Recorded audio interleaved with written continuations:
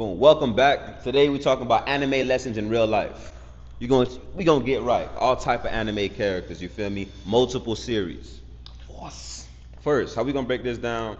It's kind of funny, but anime taught me more about the fighter's mindset than actual fighting. Cause I grew up with these guys. I grew up with Goku, Vegeta, Rock Lee. You get what I'm saying? Guys, The man. guys. The guys, man. So while we break this down, we gonna tie in our different anime, our favorite animes, their mindsets, and how we apply that shit in real life. You dig what I'm saying? What was your favorite anime growing up? Dragon Ball Z was mine.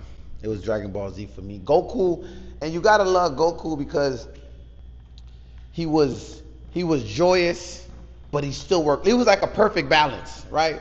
He knew how to live, but his mindset as a fighter was on a different level. Trained hard all the time, right? And we don't even realize the lessons that we get. Honor, you know what I mean? Things that are lost in this day and time.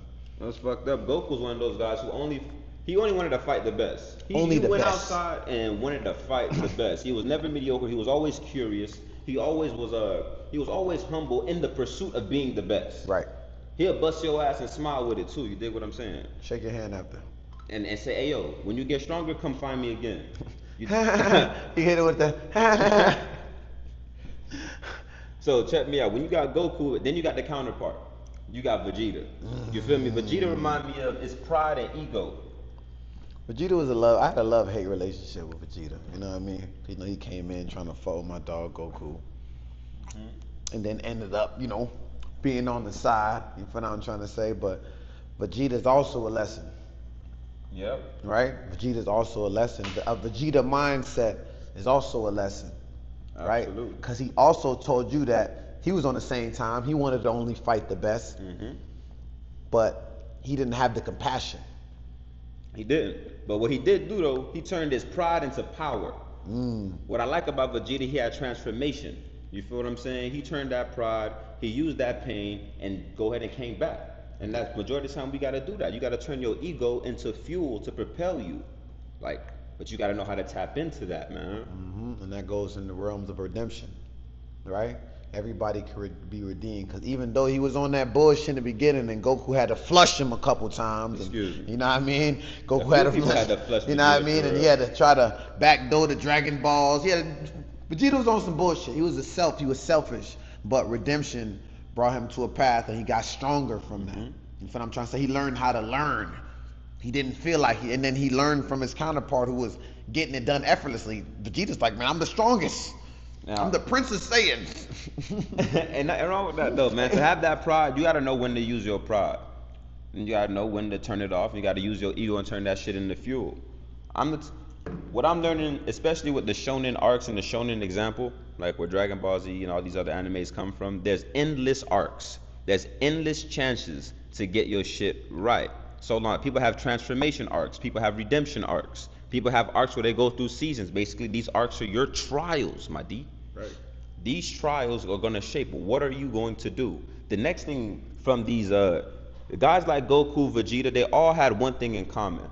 They all had masters. You understand? Whether it was Master Roshi, Whis, Beerus, these guys had people that they were held accountable to, that they go to, that they train. So this is something that you can do in real life. Find that community of people, find a mentor, find somebody who can hold you accountable in your pursuit of getting better.